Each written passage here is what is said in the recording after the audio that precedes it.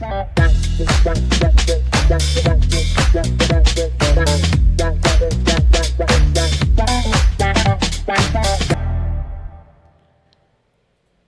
aí, pessoal, tudo bem com vocês? Sejam todos muito bem-vindos ao Ericast, o podcast da sua jornada extraordinária. Eu sou a jornalista Érica Vandenbroek e hoje temos um tema que é muito polêmico, mas que precisa, sim, ser debatido por toda a sociedade. A liberação pelo Supremo Tribunal Federal de até 40 gramas de maconha para porte. O que você acha disso? 40 gramas, alguém que está portando 40 gramas, você sabe a quantidade? Ó, mais ou menos um tanto assim. Ela vai estar portando isso para consumo, minha gente? Será que esse tipo de determinação não vai acabar afetando toda a sociedade? Vai pensando aí, já vai chamando todo mundo, a sua família, os seus amigos, porque é um tema de interesse de todos nós. E para isso, trouxemos aqui dois especialistas. Um advogado que vai explicar na prática o que essa determinação representa e também um psicólogo que vai falar sobre os efeitos alucinógenos da maconha, ok? Mas antes de eu anunciar os dois aqui, eu quero fazer aquele meu agradecimento de todos os meus episódios para o meu querido cabeleireiro, o Fagundes Souza, lá do Espaço Beleza e Vida. Fagundes, ele me deixa loira. Mulher não fica velha, Brasil, mulher fica loira, fica chique, fica elegante com a cara da riqueza. Então, marca aí, mulherada, o seu horário lá no Fagundes. Ele faz uma escova, ó, maravilhosa. Faz aquela hidratação no cabelo. Ó, as unhas, que maravilhosas. Gente, coisa mais linda, chiquérrima, não é? Então, você precisa marcar teu horário lá com ele, porque o preço do Fagundes é muito acessível, o Fagundes é justo. E a maquiagem, essa maquiagem, minha querida, ela me deixa 20 anos mais jovem e eu não preciso gastar com Botox. Então, é um investimento. Não perca! Vá lá e marque o seu horário. Fala que você está assistindo aqui o Ericast, que ele vai dar um descontinho, olha, bem especial para você. Então, anota aí o WhatsApp, 995437781, 995437781. E você que é comerciante, você que é empresário, você que é profissional liberal, você quer vender o teu produto, você quer vender o teu serviço? Então, entre em contato comigo, porque aqui a gente vende. A gente daqui faz 2 meses com esse podcast e já tivemos milhares de visualizações. Milhares. Eu vou trazer depois para vocês aqui as estatísticas, para vocês verem o resultado que a gente traz aqui para vocês. Então, você quer anunciar aqui? Eu também faço um precinho bem legal para você. Entre em contato com a minha equipe comercial por e-mail, ericastje@gmail.com, ericastje@gmail.com, ou então me manda uma mensagem direta lá no Instagram, ericastje@ericastje, não vai esquecer do arroba. E agora sim, vamos ao nosso tema de hoje. Já vai lá, já pedi isso para vocês. Por gentileza, me ajude. Se inscreve no canal. Eu preciso que você se inscreva, tá? Não adianta só você visualizar. Vai lá, se inscreve no canal. Ativa lá o sininho de notificação, porque daí quando tiver um conteúdo, você vai ser o primeiro a receber. Você já vai ficar sabendo antes. De primeira mão, você vai estar bem informado, meu filho. E hoje em dia, quem tem informação tem poder. Você quer ter o poder sobre os assuntos? Dominar? E aí você quer formar a sua opinião a respeito deles? Então, você tem que se inscrever, ativar o sininho e vir aqui comigo. E agora sim, vamos falar com os nossos convidados. Muito bem-vindos, obrigada pela presença. O advogado criminalista, o Sérgio Jaworski Filho, e também o psicólogo clínico, o Lute Cristóforo. Muito bem-vindos. Tudo bem? Obrigado pelo convite. Boa tarde, Érica. Boa tarde, eu que agradeço. Obrigado pelo convite. Que bom que vocês estão aqui, que aceitaram. São referências. Gente, eles são referências. São pessoas que são especialistas nesse assunto que a gente vai debater, tá bom? Então, vamos começar aqui, doutor, falando com o senhor. Para o senhor explicar na prática, para a gente que é leigo, o que significa essa decisão do STF? Tá, correto. Primeiramente, é importante que todos entendam que não houve uma liberação de Sim. drogas pelo STF. É uma descriminalização? Descriminalização. Qual que é a diferença? Depois o senhor explica, por gentileza. Claro. Primeiramente, nós tivemos o quê? Nós tivemos uma despenalização, que foi retirar a questão da aplicação de uma sanção penal ao usuário. Pela lei antiga que nós tínhamos, existia uma penalização de 6 meses a 2 anos de detenção ao usuário. E aí, até por uma questão aí, de estudos criminológicos, entenderam que o certo seria retirar a pena. Né? A partir disso, continuou sendo criminalizada a conduta, porém aplicadas medidas ali que socioeducativos. Cursos, não seria socioeducativo. Tá. Seria simplesmente de uma advertência a respeito dos efeitos maléficos que a droga pode causar ao ser humano, participação em cursos e, à época, também havia a possibilidade de prestação de serviços à comunidade. Sim. Né? E agora nós tivemos a descriminalização, o que não significa liberação.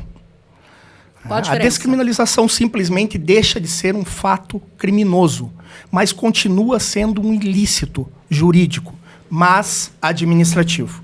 Então, nós tiramos esta conduta ilícita da esfera criminal, trazemos ela para uma esfera administrativa. Né? Sim. Consequências jurídicas dessa alteração momentânea.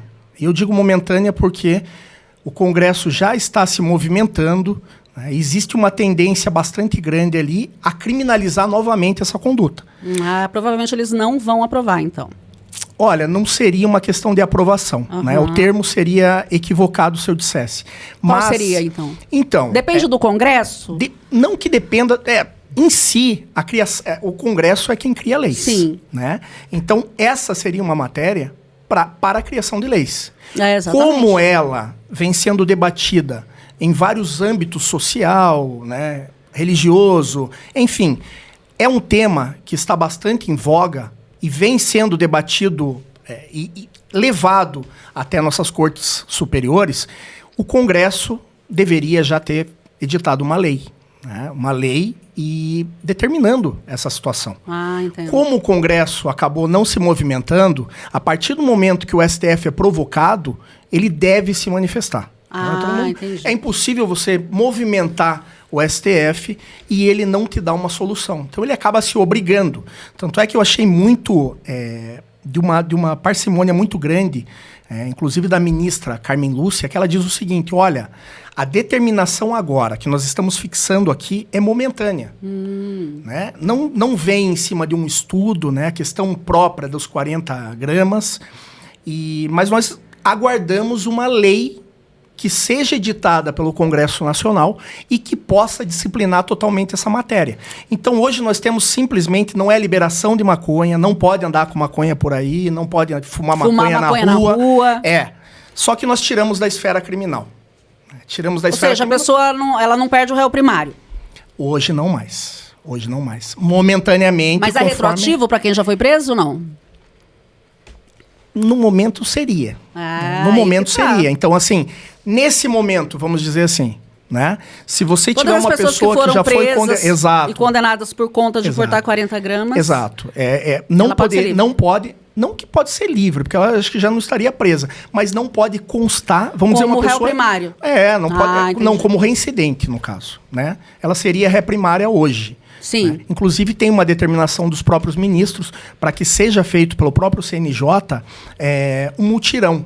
Entendi. E que possam analisar essa questão agora dos que estão sendo presos. Dos que já estão presos e dos que estão respondendo o processo.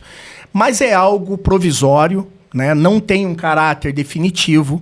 Essa matéria vai ser decidida ainda pelo Congresso. Pelo que eu vi, existe uma tendência muito grande a criminalizar e sancionar a conduta do porte de drogas. Né? Então, não tem uma previsão ainda? Não foi para votação? Olha, não tem uma previsão, mas eu vi uma movimentação bastante contundente e eu acredito que até o final do ano nós teremos já uma lei editada pelo Congresso nesse sentido já, aí sancionando toda a matéria. Né? Inclusive eu até vi para incluir dispositivo constitucional, mas isso não é algo certo que eu tenho, né? Porque o Código do Processo Penal é uma lei infraconstitucional, mas eu acredito que até o final do ano nós teremos novidades nesse sentido. Mas continua sendo um ato ilícito. É importante que as pessoas entendam isso, que não pode sair por aí fumando, Não, sair lá com não. 40 gramas e sair fumando por aí nas praças. Não pode porque sair não com pode. 1 grama.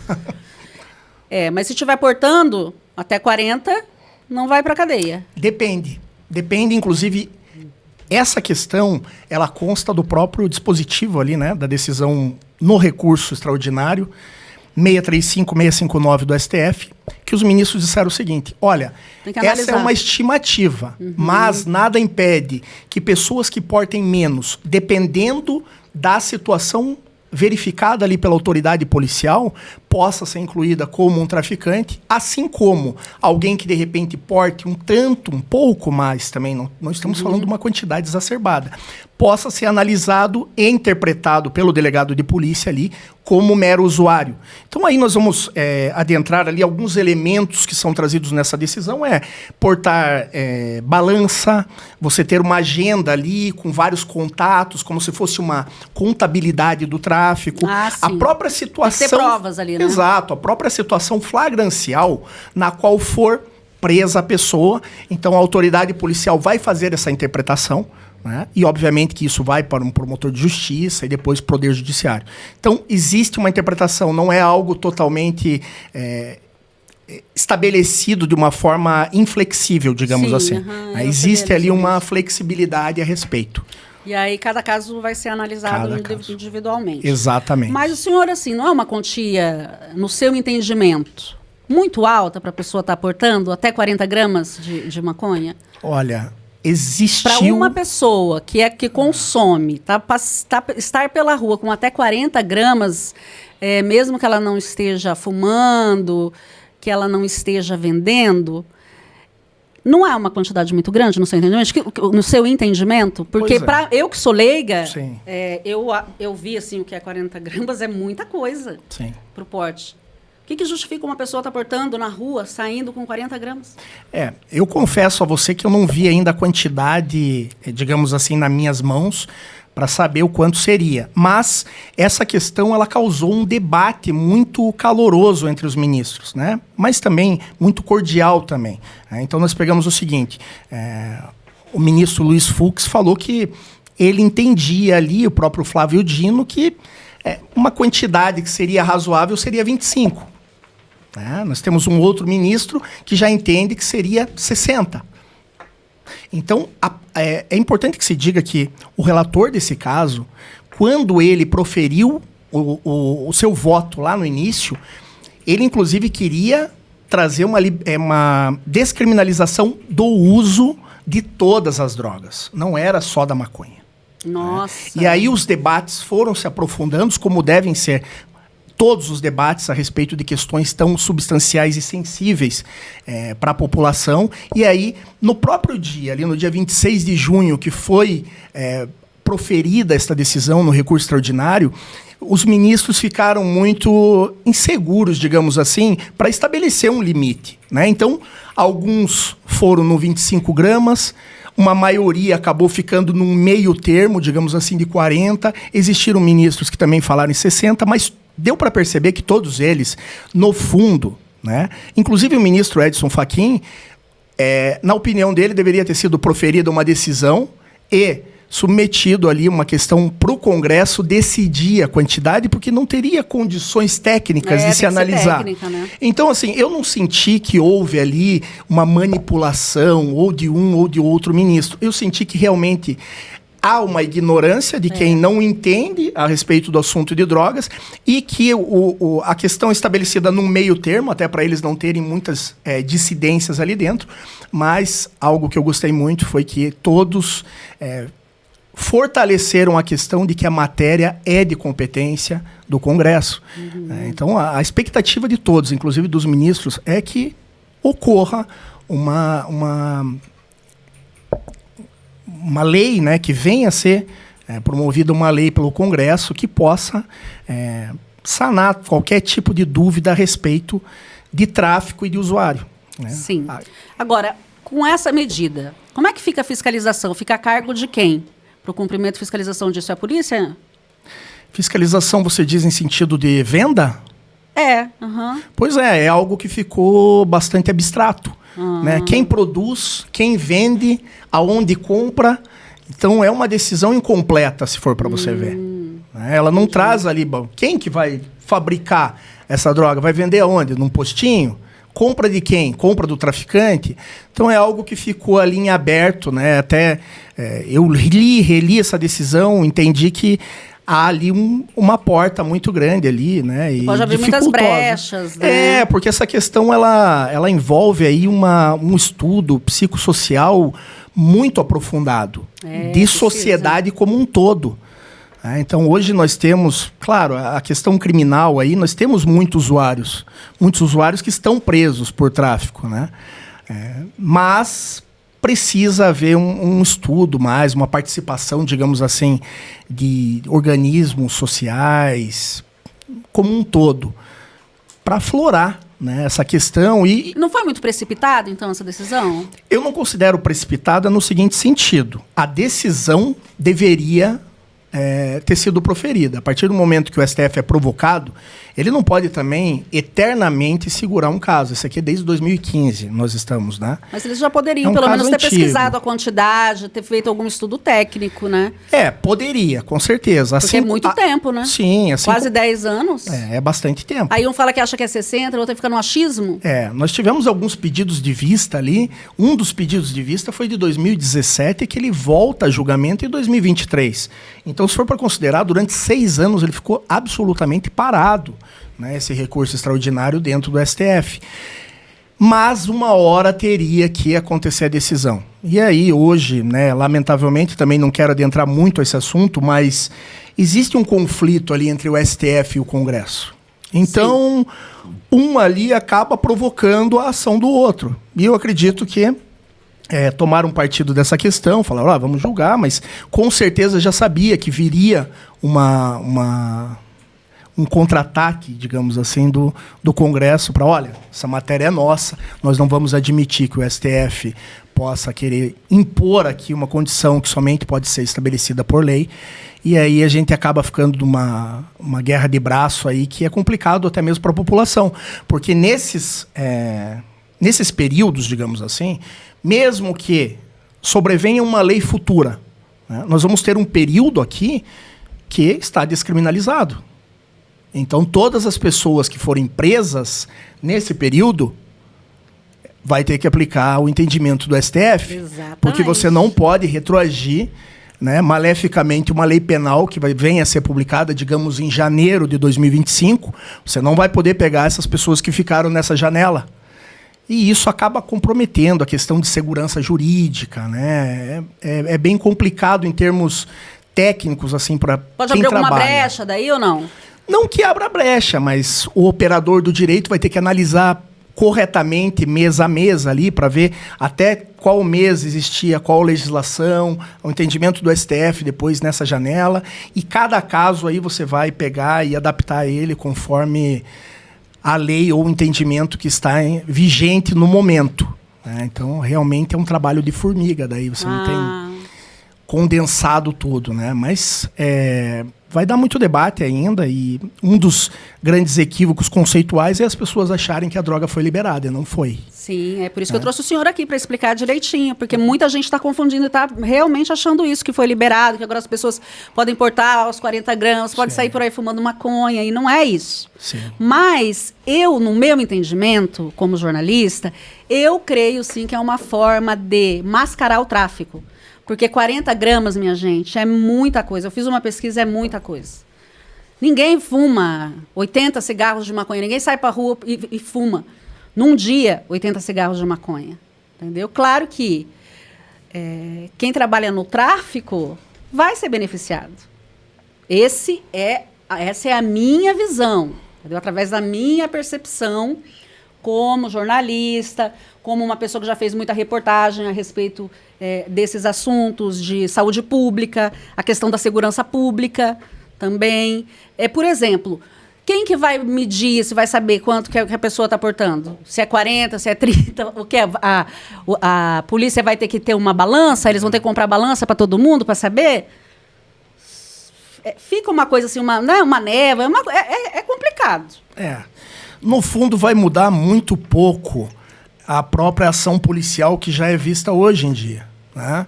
A autoridade policial, acredito eu, né, em sua maioria, já atua com uma parcimônia muito grande em relação a isso, analisando elementos ali contextuais que possam indicar se existe ou não o tráfico, né? Então, comumente nós encontramos em processos criminais a apreensão de balanças, né, de anotações, ou até mesmo ali uma Mas questão na rua de... a pessoa não vai levar isso para balançar. Por exemplo, assim, ó, eu tô falando num caso assim, doutor, ó. Eu vendo 40 gramas para você. Sim. Ok? A gente vai se encontrar ali naquela esquina. Beleza? Eu passo ali para você. Ali no café, vamos tomar um café ali, eu passo para você. Até 40 gramas, se a polícia me pegar no trajeto, Sim. não dá nada, tá?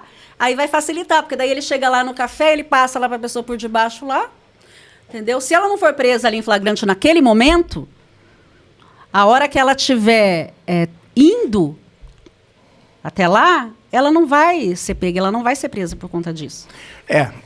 Existe esse risco, obviamente, porém a autoridade policial também tem a parte de inteligência, né? A polícia civil, a própria polícia militar.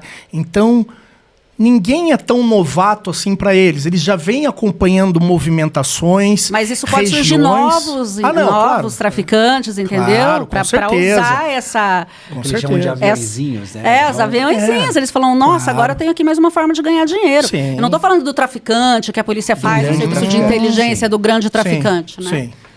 E eu acho que aqui é o grande risco para a sociedade, né? De você acabar cooptando, assim, pequenos adolescentes. Sim, né? as crianças jovens, na frente tal, da escola. crianças, para falar assim, ó, carrega aqui para mim 40 gramas, que não não dá vai acontecer nada. Se você for pego, eles só vão apreender a droga, vão te dar alguma apreensão ali, né?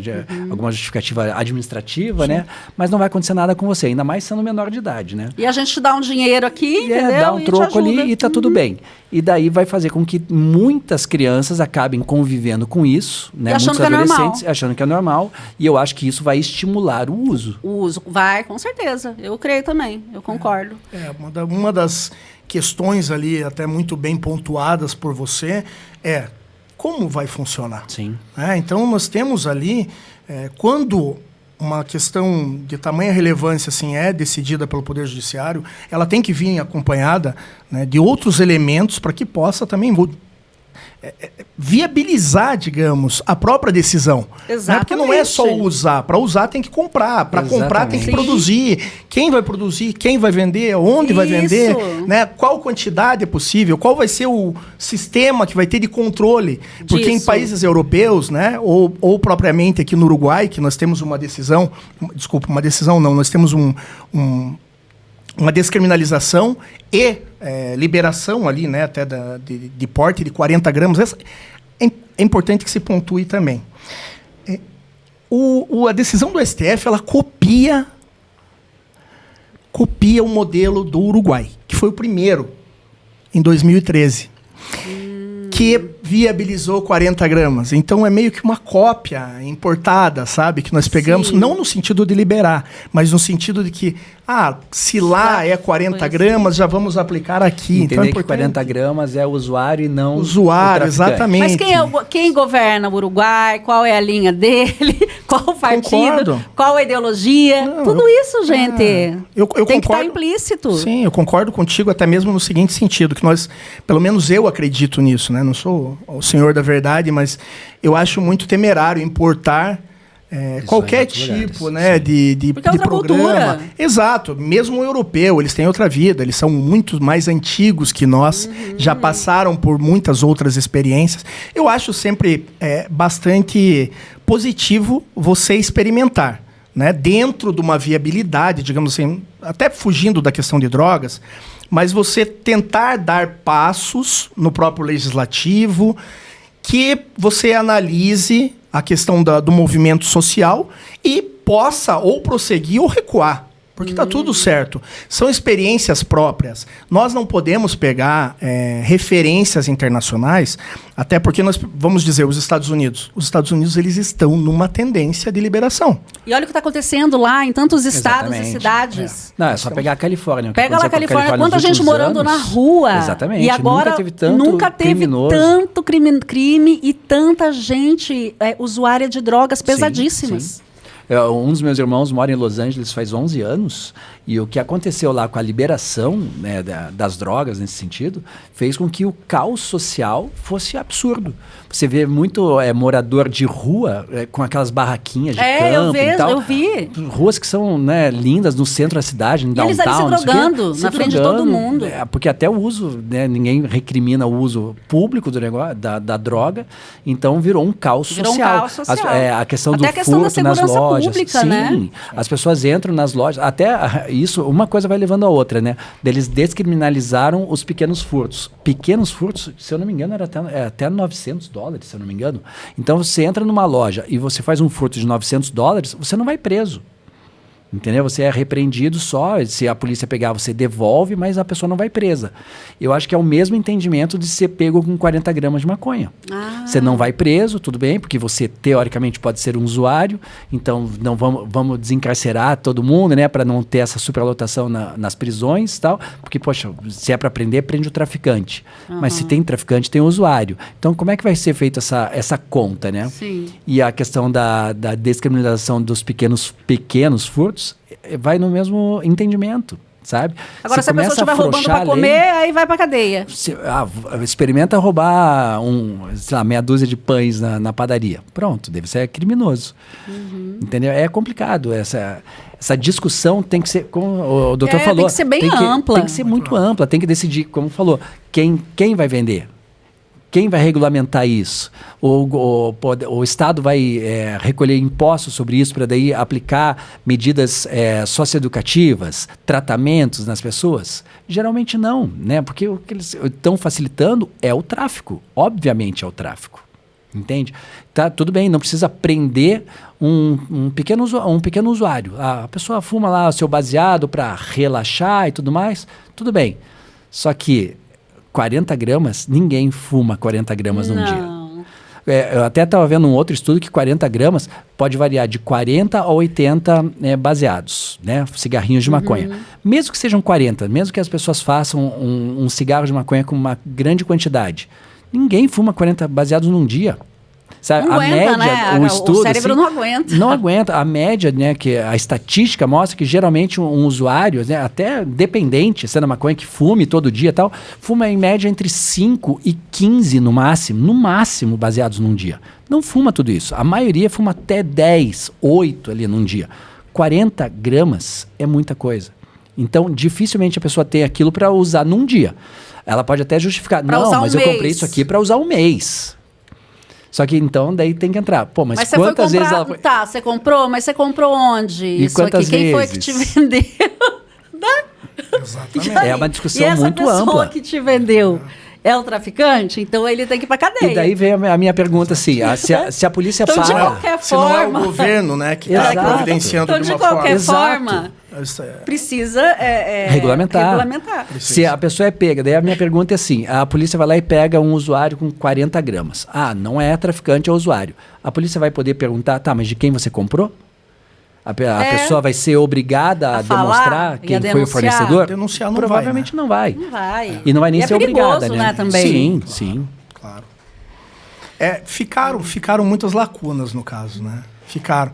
Só que acredito eu, né, que pela perspectiva que nós temos aí de Congresso, esse nosso debate vai acabar até sendo superado, porque talvez existe ali uma tendência muito grande a criminalizar novamente e penalizar criminalmente, tá? Mas qualquer quantidade, no seu entendimento?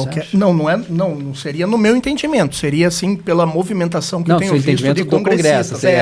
Seria daí qualquer quantidade, 0%, né? Não pode andar, se não é crime com pena, mas é a movimentação que eu tenho visto, não posso garantir nada, mas até como uma forma de, digamos assim, dar um troco no STF. e dizer, olha, aqui quem decide somos nós criamos as leis. E a maioria dos parlamentares é conservadora? Eu acredito que no momento, sim. É, né? A maioria, nesse sentido de drogas, é conservadora. Drogas, a própria questão do aborto, Sim. né? Então, nesse sentido, Eles conseguem segurar. eu acredito que exista, assim, uma expectativa muito grande de que realmente exista uma lei nesse sentido, de criminalizar e penalizar. Ah, sim. Agora, os efeitos, pelo que eu estudei em relação a outros países, nós não vamos ver muitos efeitos práticos, né? Primeiramente, que é só a questão da maconha, não seria de outras drogas. Alguns países que eu estudei não tiveram aumento de criminalidade, nem grande redução também de prisões. Mas não, Então, essas pessoas que portavam a maconha, elas não migraram daí para outras drogas mais pesadas? Eu não tenho daí conhecimento de estudos. Porque geralmente, o senhor pode responder isso, né? Existe uma estatística muito grande dos usuários de maconha, dependendo da idade que começa a utilizar a droga, dependente do contexto e tal, de acabar migrando para outras drogas, mais sim. fortes e mais pesadas, Sim, né? porque vai perdendo aquela efeito, questão do né? efeito, vai perdendo a graça e tal, e vai querendo experimentar outros efeitos de outras drogas. Dependendo da idade que isso começa a ser utilizado, a tendência sim é que vire até uma questão de dependência das outras drogas. Que Isso, idade, sim. geralmente? Na adolescência.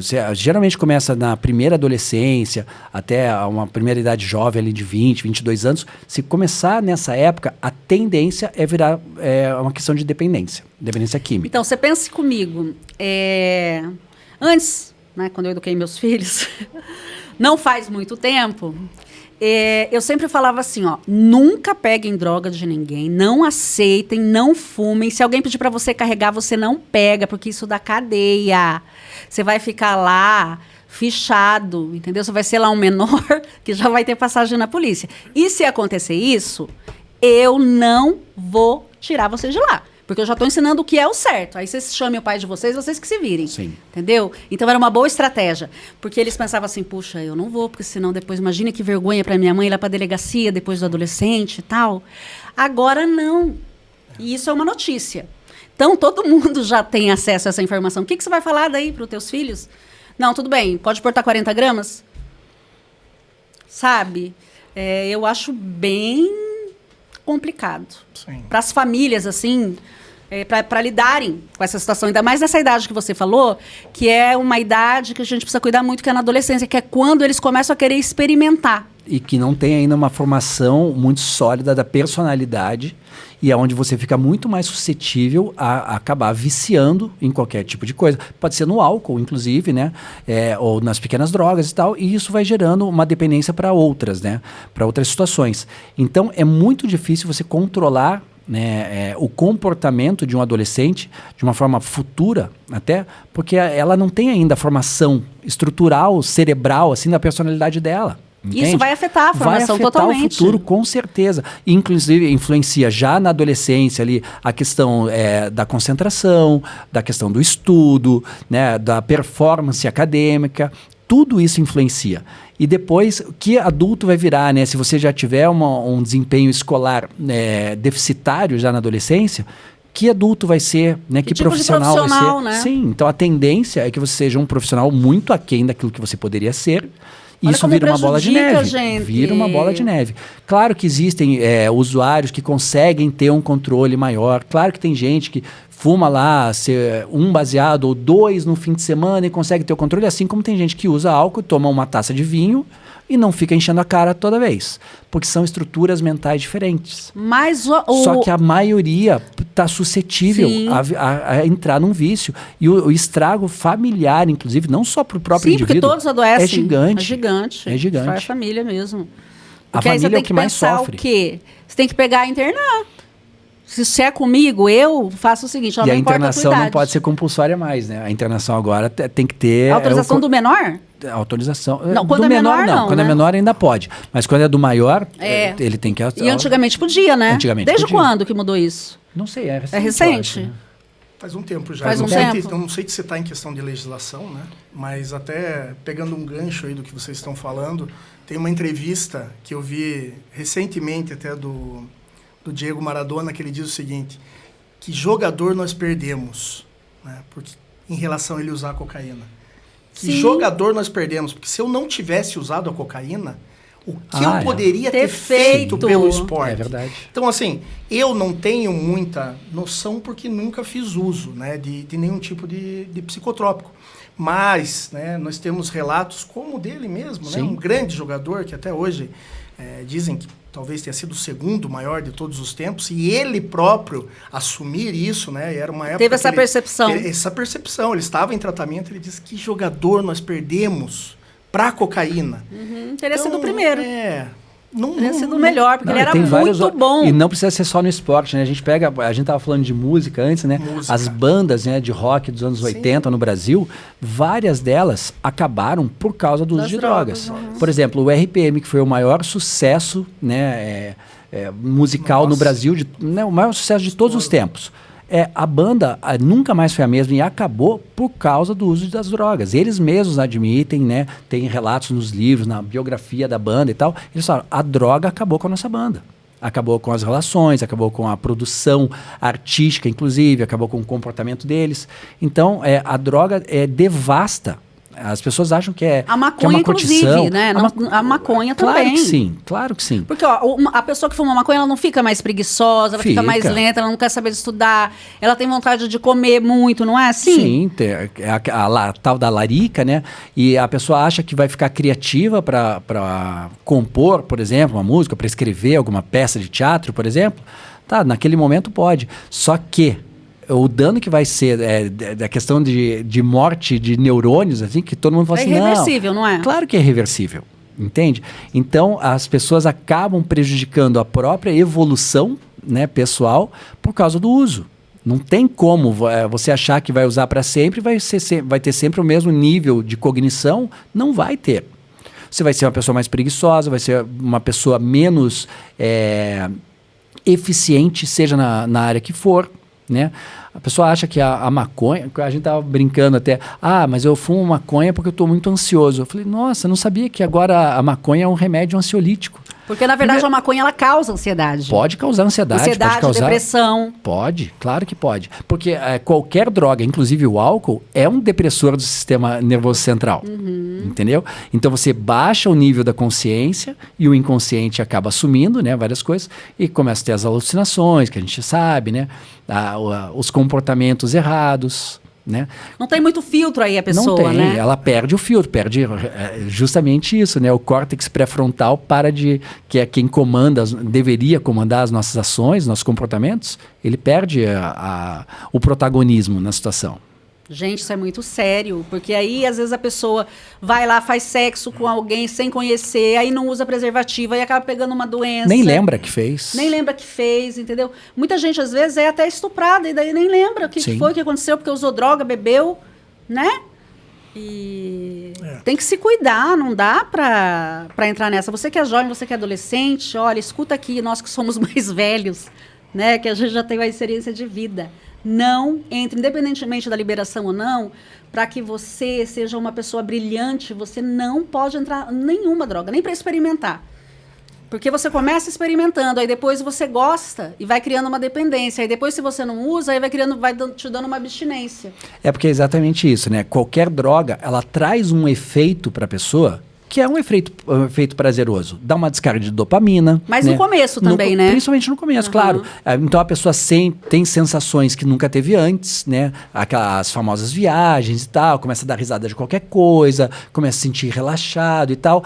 Só que isso, você tem uma descarga de dopamina naquele momento, só que da próxima vez que você vai usar, aquela quantidade que você usou para ter aquele mesmo efeito já não é mais suficiente. Então você começa a usar mais, e mais, e mais, e mais. E daí você se perde totalmente.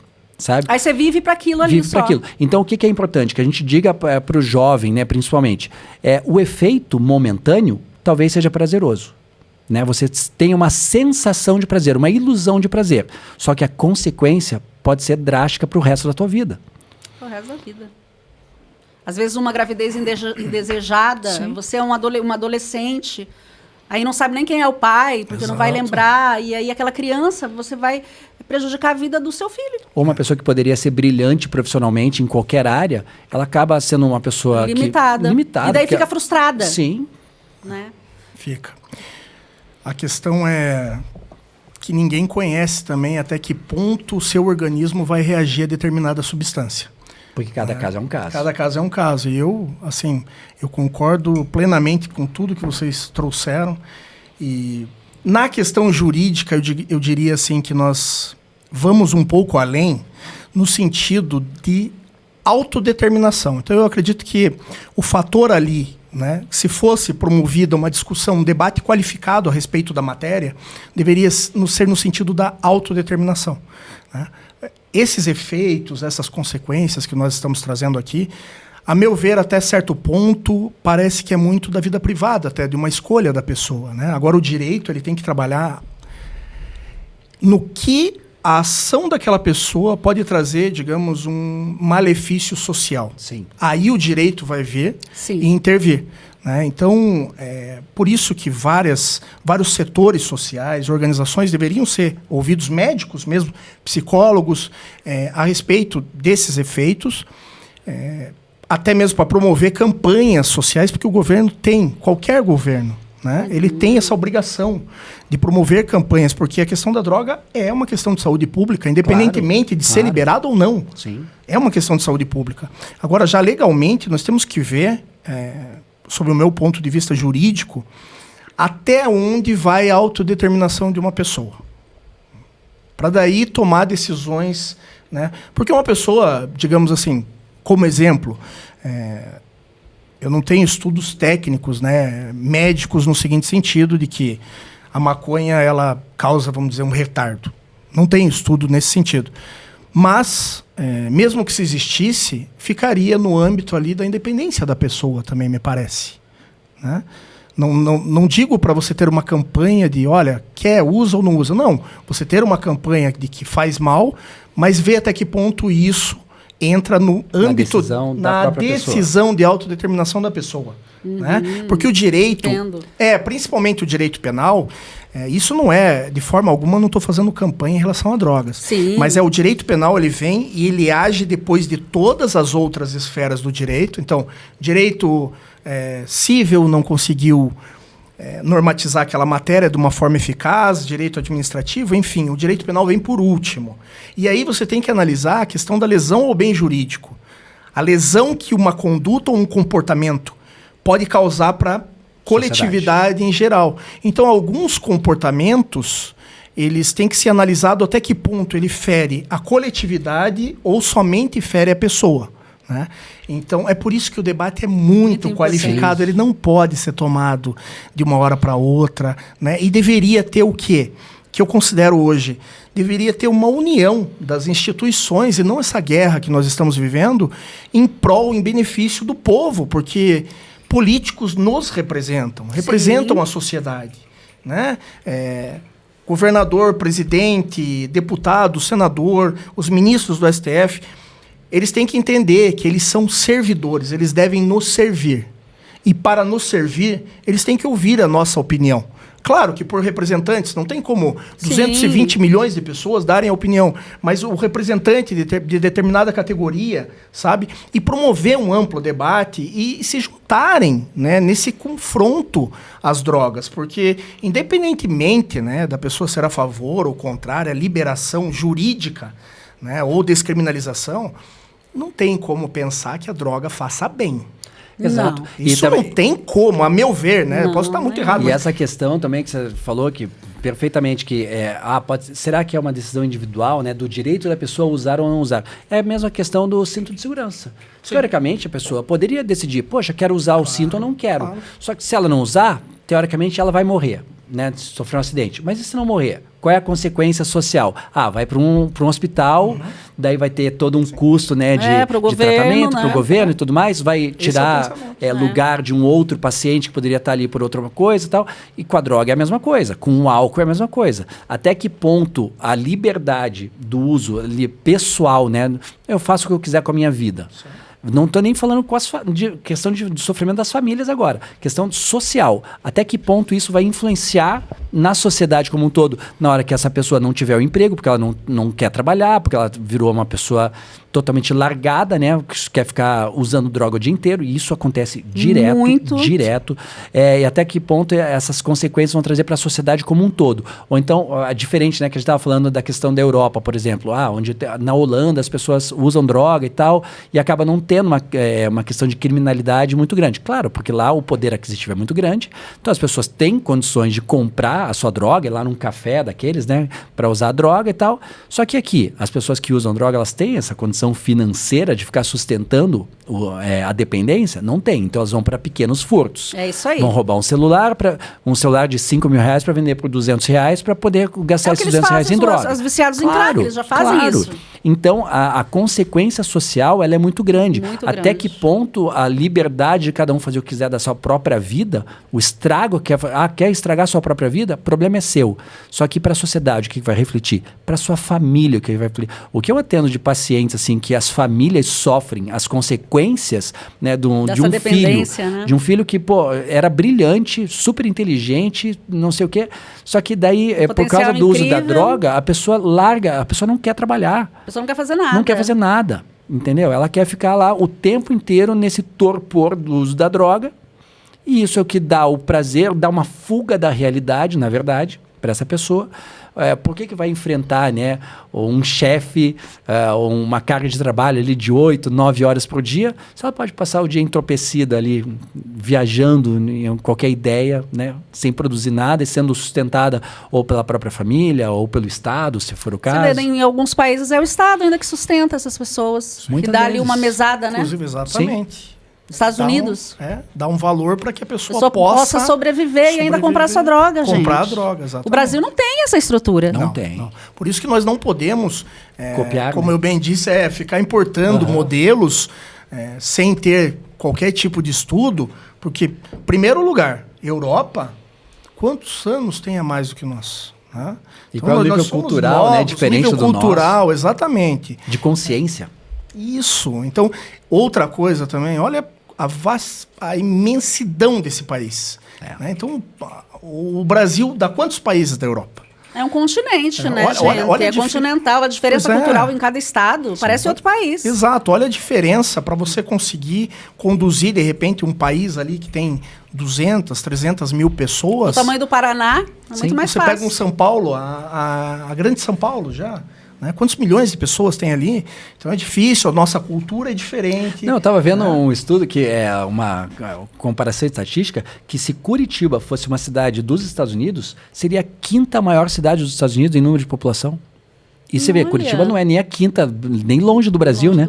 Você pega Curitiba aí com quase 2 milhões de habitantes, comparado com São Paulo, que tem, sei lá, 15 milhões, 16 milhões, Curitiba seria a 5ª cidade mais populosa dos Estados Unidos. Uau! Olha só. E se você pegar daí, a diversidade, né, cultural, educacional das pessoas, tal, quem está mais preparada para determinada coisa ou não, você não tem como controlar uma população tão grande e tão diferente, né, tão diversificada assim. Você não consegue controlar. É verdade. Eu tenho uma dúvida. Por exemplo, a pessoa que ela tem uma predisposição genética a doenças mentais, como a esquizofrenia, o uso da maconha pode trazer à tona essa doença? Pode potencializar? E como que isso acontece? Pode potencializar porque a pessoa pode acabar despertando esse gatilho, né? Se a pessoa já tem a predisposição. Se tem alguém da família, de repente tio, alguém, sabe? Claro, geneticamente. A pessoa tem uma fuga da realidade ali, a famosa viagem, né? E a pessoa às vezes pode não voltar. Por mais que a maconha seja a mais leve das drogas, teoricamente, ela pode sim desenvolver isso.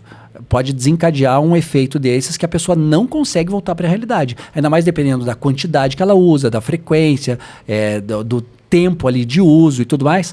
Então, pode sim despertar alguma síndrome dessas e que não tenha retorno. Esquizofrenia é uma doença muito séria, muito grave. Sim. Transtornos de pânico, crises de pânico, a pessoa também tem. Muito. Porque a pessoa perde, ainda mais uma pessoa, por exemplo, que nunca usou, né? Uma pessoa até mais velha, né? Que já tem uma personalidade mais bem consolidada, mais bem formada. Ela nunca usou. E ela nunca perdeu o controle, né, do próprio pensamento. Ela usa a droga e ela perde o controle totalmente. Eu já vi casos disso. Sabe, que a pessoa usa a droga e ela entra num desespero tão grande de ter saído da realidade, de achar que não vai voltar mais, que ela entra numa crise de pânico gravíssima.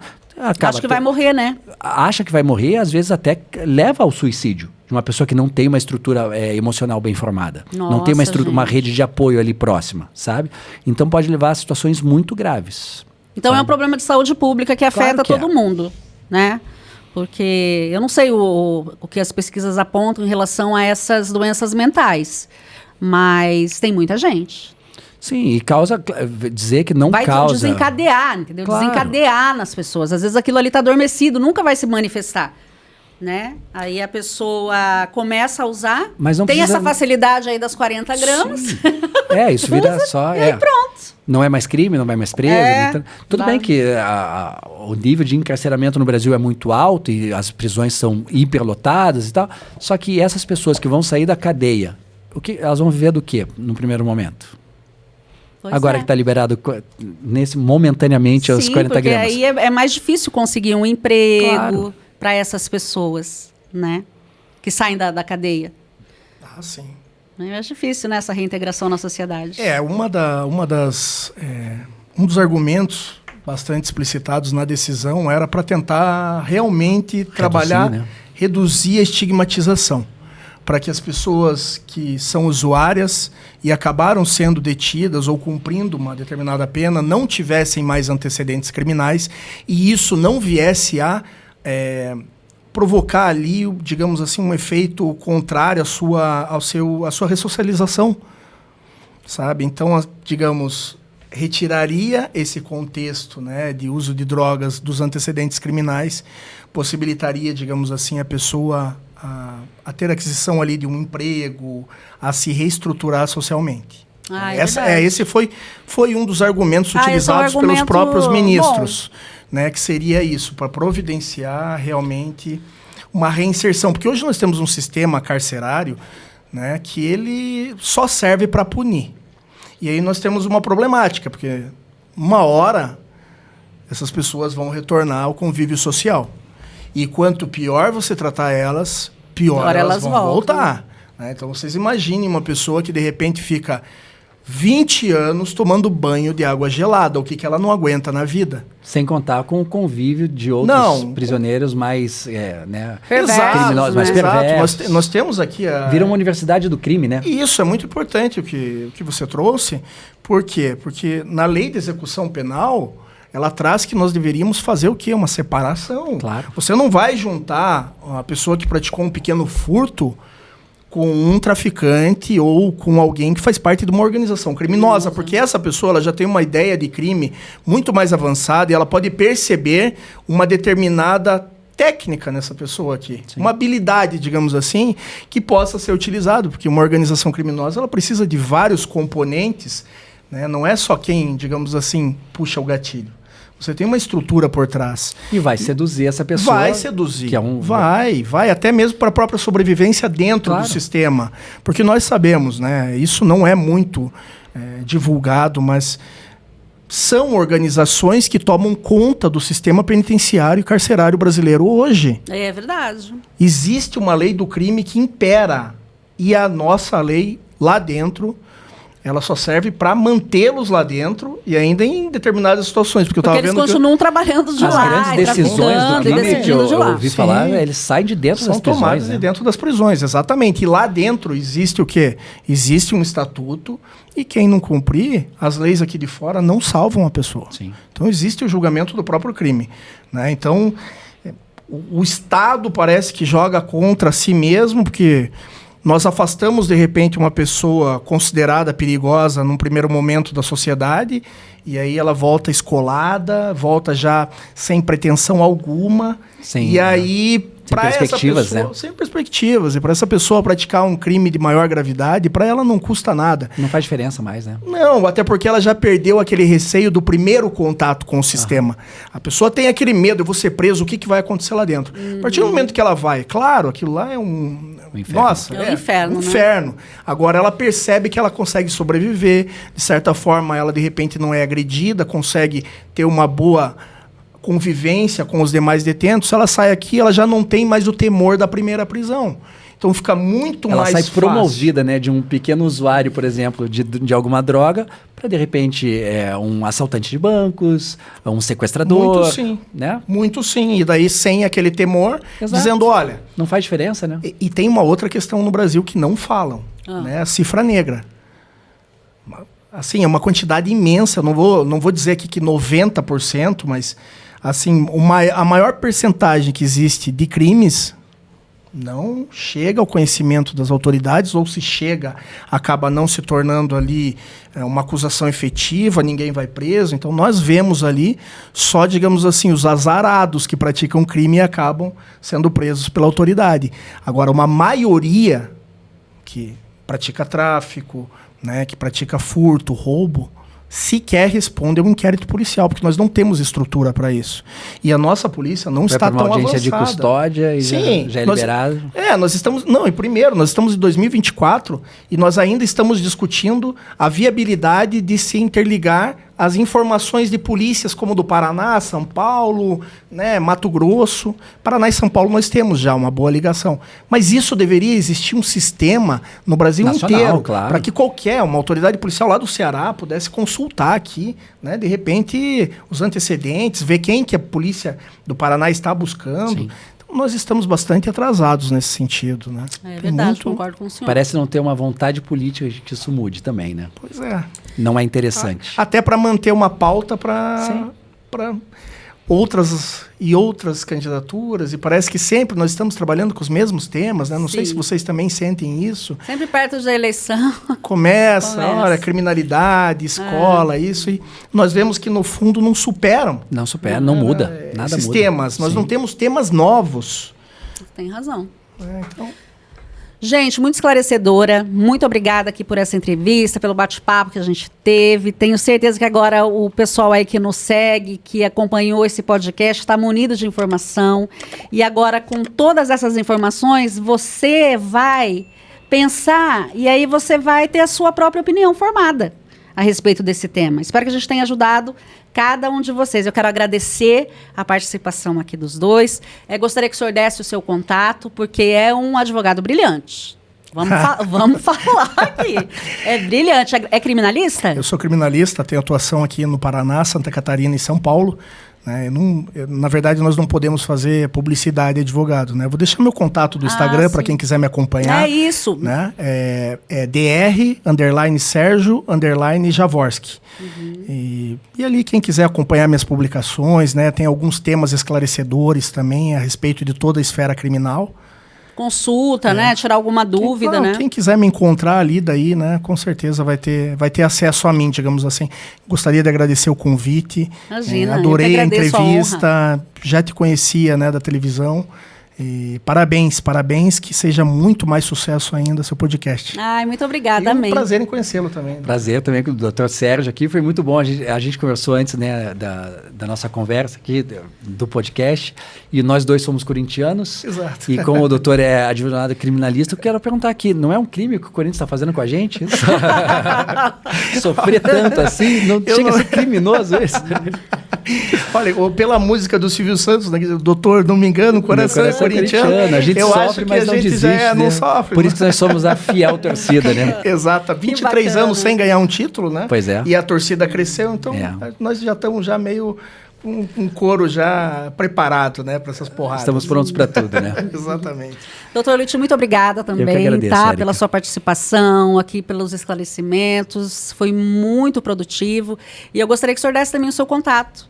Caso alguma família que esteja passando por isso, né, que se identifique, enfim, que queira começar um tratamento, eu tenho, que possa entrar em contato com o senhor. Eu tenho acompanhamento com vários pacientes que são usuários, né, ex-usuários de drogas e que têm um sucesso, né, nessa deixada, né, do uso, da dependência, através da terapia, através de outras terapias que a gente associa, né, com psiquiatra, às vezes com internação, se for preciso e tal, desde que seja uma conscientização do paciente, mas também para as famílias. As famílias sofrem muito também com as consequências do uso das drogas dos seus filhos, dos seus maridos, das suas esposas. É como os alcoólatras, Então, a família adoece também, né? Sim, a família adoece muito, sabe?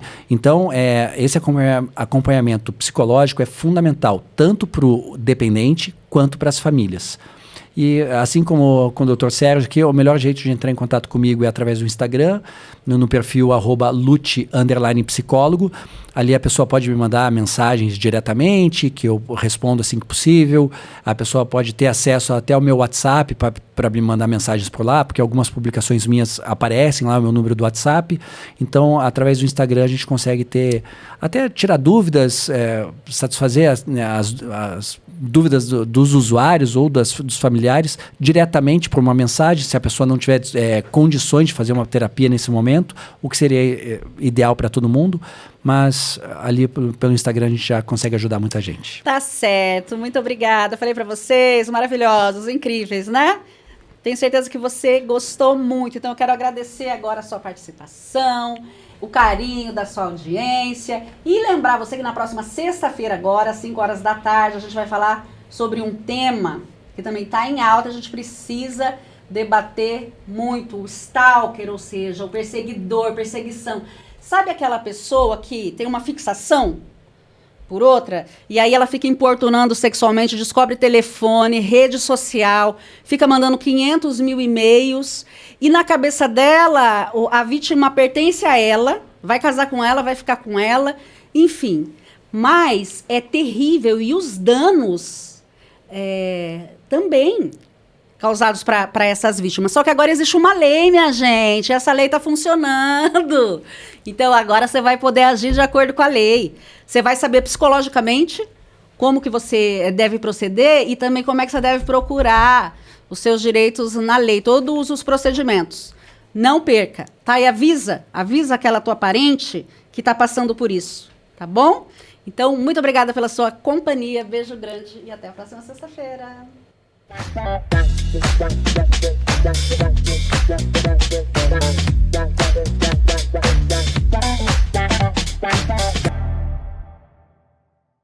Este podcast foi transmitido e editado por AC Video Produções.